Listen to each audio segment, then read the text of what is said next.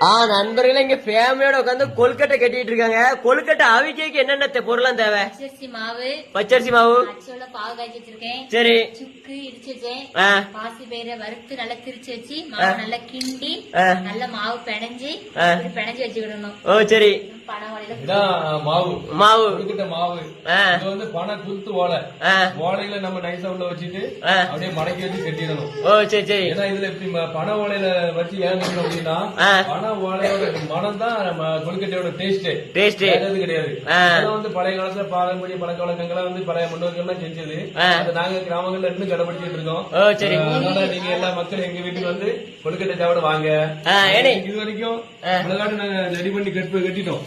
இது அவ்வளோத்தையும் அவிக்கானே இது எல்லாத்தையும் பானையில வச்சு அவிச்சு எடுத்தாச்சு அப்படின்னா காலையில தான் சாப்பிடுவோம். லட்டு மாதிரி இருக்கும். லட்டு மாதிரி டேஸ்டோட டிஃபரெண்டா இருக்கும். அவ்வளவு அழகா அற்புதமா இருக்கும். நீங்க இந்த இதெல்லாம் சாப்பிடணும்.